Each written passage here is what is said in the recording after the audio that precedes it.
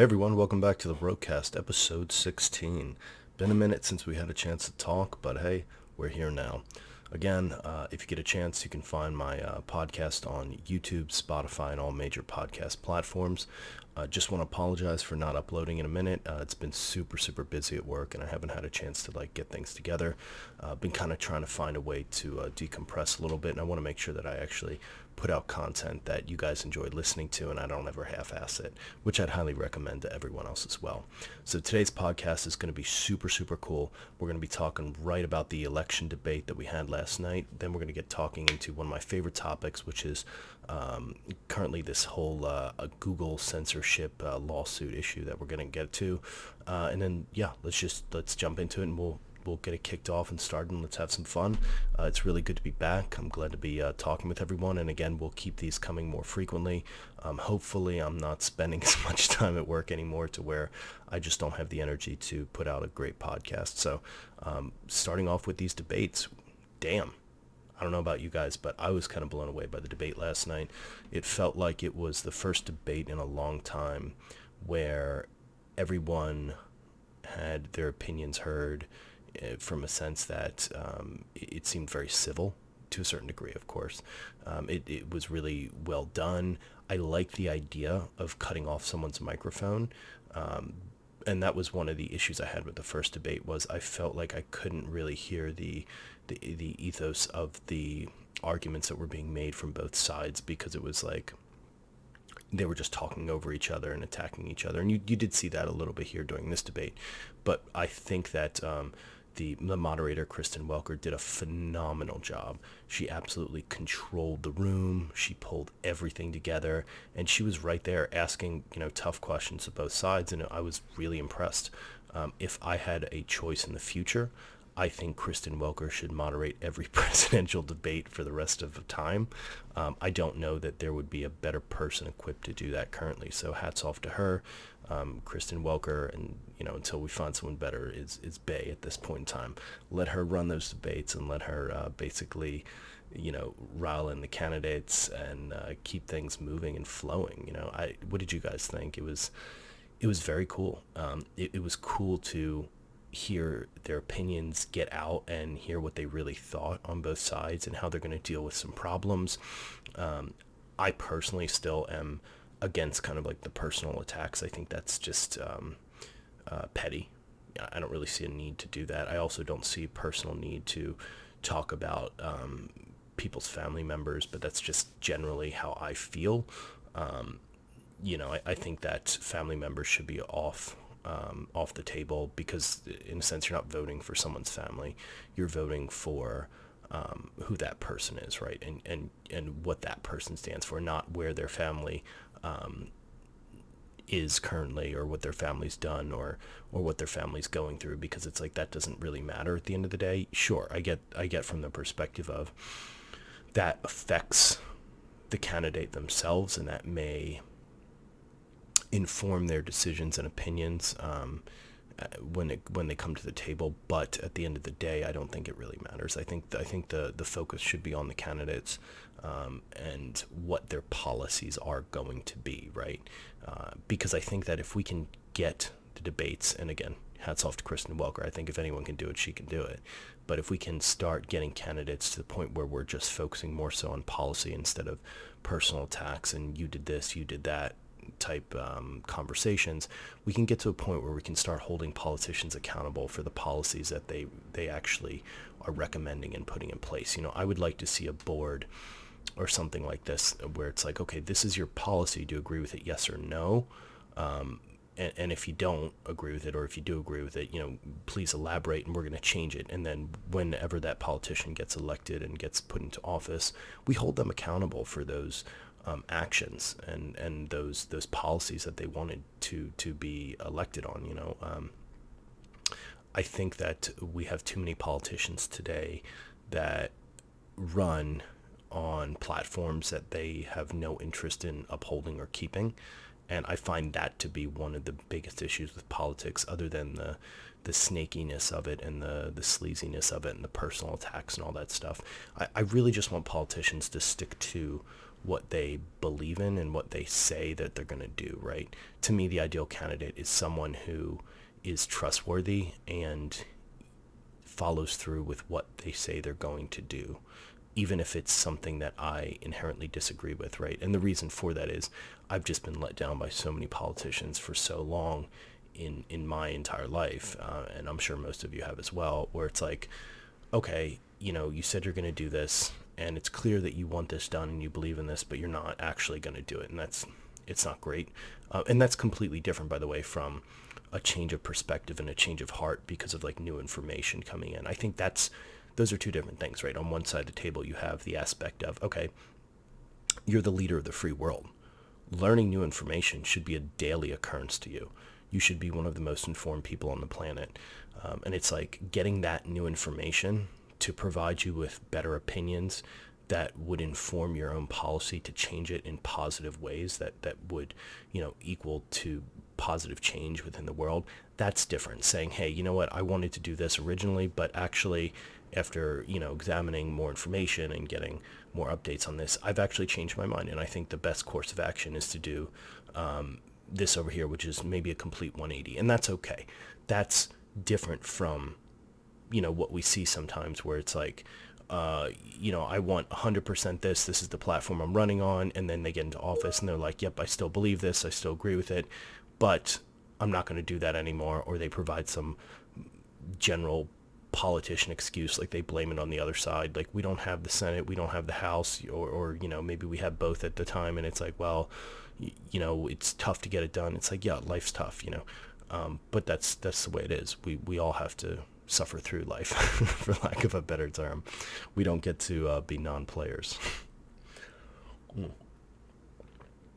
So I really enjoyed the debate. I had a lot of fun. I thought it was very productive in terms of a debate, and I thought that the moderator did well, and I would like to see more debates go in that direction in the future. I want to see less personal attacks, and I want to see people actually talking about the issues, and I want to see moderators like Kristen Welker that hold them accountable for what their policies are and for what they say on the stage. Those follow-up questions she was asking, those are critical. They're crucial. And I apologize for that sound. Got a colleague of mine that's pinging me, but those follow-up questions she asked are so critical and they're so crucial.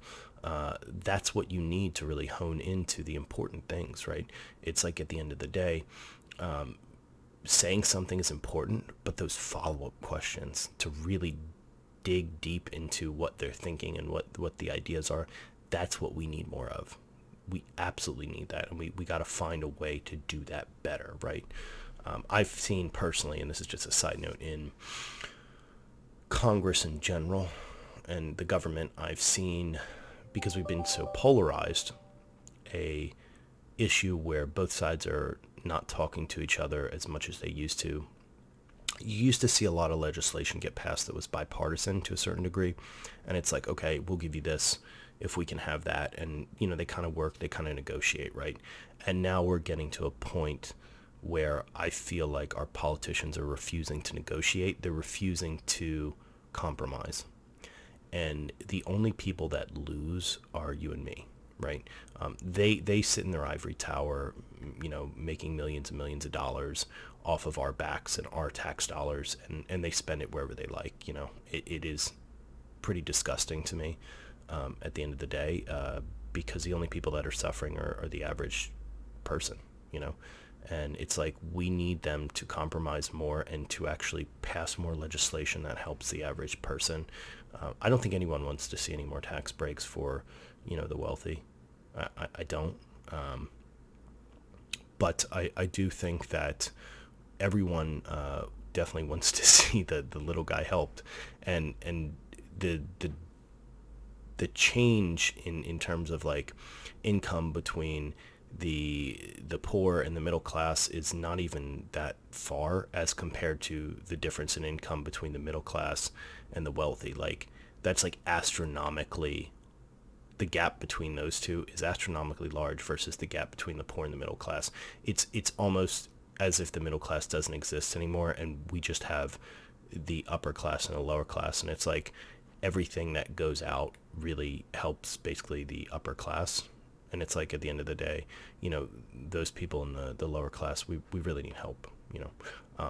We're the ones suffering. We're the ones that have to deal with the outcomes. We don't have the means to take up all of our stuff and go leave to a better place if we'd like to. It's tough, and it's unfortunate that we are the ones that get the brunt of the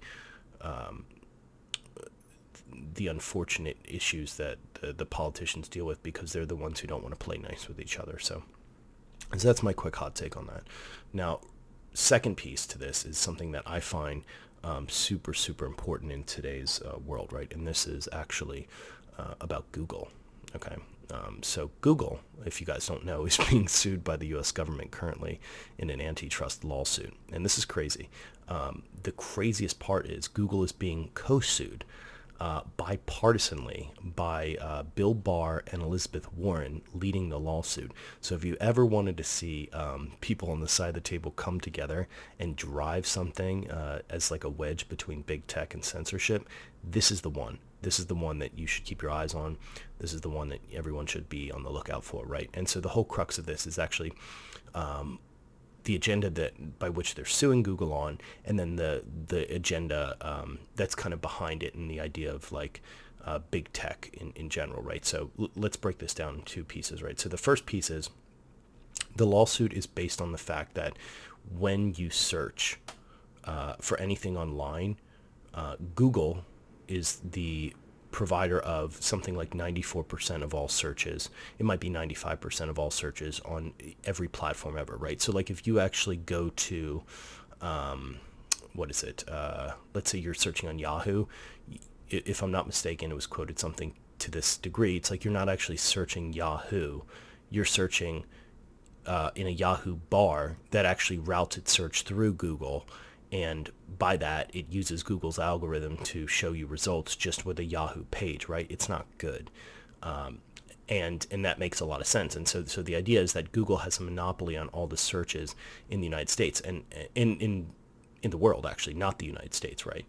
But our law only affects the United States. We can't affect Google's change to the world, if you will. But to that regard, it's like, okay, well, what happens? How do I actually search Yahoo or something like that as an example? It's like you actually have to go in and manually change the search function from Google to Yahoo within the settings within like a search bar or within the settings of a website sometime. It's pretty crazy. And Google's argument to this, which is as sort of a defense, and I kind of understand it, is that like we provide the best search, our algorithm provides what people want, and every time we've done something to give people the option, like when Bing was first started, everyone might remember that, where there's a lot of toolbars you saw that were like, okay, do you want to use Bing? Do you want to use DuckDuckGo? Do you want to use Google as your search provider? It was like everyone just set that to Google's search anyways. And so it's like, that's what the people want. And so that's their defense, is like, we're not pushing our search. We're just giving people what they want to make sure that the usability of a search, the functionality of it is what people want. So it's like on one side of the table you have basically a monopoly, whether you want to call it that or not. And then Google's like, okay, maybe we are a monopoly, but at the end of the day, if that's what people want, what's the better option? You can't force someone to use a search. And it's an interesting argument, right? I understand both sides. And personally, I will say I do prefer Google's search results, right? But that's due to my own ignorance, because I refuse to use anything else. So perhaps the issue could be less of me being interested in the results that Google provides, but perhaps it's more on the side of I'm just afraid to use anything else because I'm so used to knowing what Google provides that it's like I know what things I'm going to get versus if I go somewhere else, right? So that's one side of it. That's the overall argument. That's what they're being sued on. Now the covert argument, if you will, it's really on the idea of big tech in general, right? Because they're not suing Google because they have a monopoly on searches. Yeah, that's important. Yeah, there's a lot of things that are interesting about that. But the key, right? The key is that because they have a monopoly on searches, if Google decides to, censor someone, right? If Google decides to basically say, okay, you know what, your search result is not going to get listed. They are literally going to be controlling the flow of information in the world up to 95% level based on how searches are currently done. That's crazy. Think about that. If let's say I have a LinkedIn, let's say I have a Facebook, or whatever it is, Twitter, Instagram. If I go to Google and I type in, what is Nick's Instagram, okay, and I type out my full name, and I look for it, and it doesn't come up. It's like, damn, what happened? Does he exist? And it's like, wow, let me try a different search engine, and I type it in again. It's like, wow, he doesn't exist, because those search engines actually use Google's algorithm and route through Google's search platform, right? So that's the key. It's like the idea that you have big tech censoring, or the potential to censor, and they in some degrees they have been censoring things, and controlling the flow of information versus just providing results. That's what's scary, and that is why they want to break this up. That's the covert motive behind it, right? And they also have, to take that a step further, is like the idea that big tech has the gates to the castle on information flow itself. That is something that I don't think anyone wants, right? Because you have the whole argument of, is it a platform, right? Or is it a provider, right? In a sense that, okay, does Google basically allow content to be listed and then it just categorizes it and gives you what you want, right, as a platform? Or does it specifically itself own that content to a degree where it says, okay, you know what, we're not going to show you this result because we feel personally that you shouldn't get to see it because it's something that we don't like, right? And if that's the case, that's censorship. And what that means is that they are responsible for the content that is on their platform, and they are actually an information provider, right? And so that's the super core of the whole argument, is really, what is Google doing, right? Do they own their information to a sense that they have the ability to censor it and control the flow of information and conversation within the world, essentially? Or is it from the perspective that, okay, they're just a search engine, it doesn't matter, you can plug in any search engine, all this content exists already on the web, and because they don't censor any of it, they don't decide what results you see, it's just based on what you type in, you get that back, right? From a perspective of, they don't own their information. So it's very interesting. This is going to have implications that affect so many different platforms. This is going to affect so many different tech companies, and the whole idea of like big tech controlling the narrative, right, is going to change after this lawsuit. This was tried before. And the last big lawsuit like this, from what I understand after doing a bit of research, was Microsoft, okay? And that was in the 90s, if I'm not mistaken, and I think they were sued by the government in something just big like this because they were forcing people with Windows to use Internet Explorer, right? And basically people hated Internet Explorer. I hate Internet Explorer. It should be a dead web browser. It was always worse. Netscape Communicator for life. Just putting that out there if anyone remembers that one. But and the government failed. They backed down last minute, but eventually Microsoft, allowed other web browsers, if you will, on their Windows platform. And the argument was essentially that because Windows is such a large operating system where most of the world is using it, that preventing others from basically using a web browser from the perspective of they're only promoting Internet Explorer was wrong, right? So they changed that as well, but the lawsuit never went through, right? But Microsoft, they basically backed down, but Microsoft started allowing different browsers to be preloaded onto the operating system and things like that. Now, the interesting part, again, to get back to this though, what I was saying is this is a lawsuit that affects big tech as we know it, right? That's really what this is directed to, because Google is kind of like the largest platform out there. They have this idea and this way of going about business where they have started bits and pieces of censorship here and there. And I don't think it's negative. I think it's all in good faith. But the problem is they are the ones that need to let that go. They can't be the ones that make the decision on that. It needs to be a higher power, not a tech company, right? Because if you just let a tech company wield power like that out of control, who knows where they're going to land, right? And this is going to set an example for all these other tech companies you have out there, not just web browsers and things like that, but just about every tech company. You have there's implications that go so far. Like, as an example, Uber is used, to what I understand, like as pretty much the main taxi platform in the United States now, far more than Lyft, right? But if Uber decided to, basically stop providing rides to certain groups of people because they wanted to, they just wouldn't see that. Like, people basically wouldn't know that there's rides available, and that would be some form of, tech censorship where they're controlling a message versus just providing a platform to allow people to kind of, get rides and things like that. Like, Uber Eats is big too now. Grubhub is big too. Like, let's say, if you took Grubhub, from a similar perspective, Grubhub's a pretty big tech company these days. It's like if they decided to stop listing a certain restaurant because they didn't like it, then literally that restaurant would die because people wouldn't even know about it. And it's like, they should not have the power to do that, right?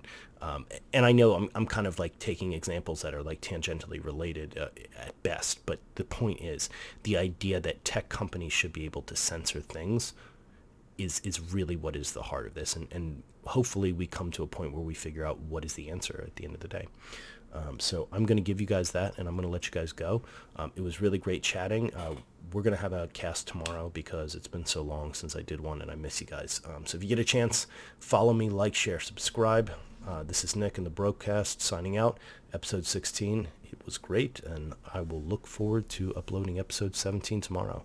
Love you guys. Have a great day.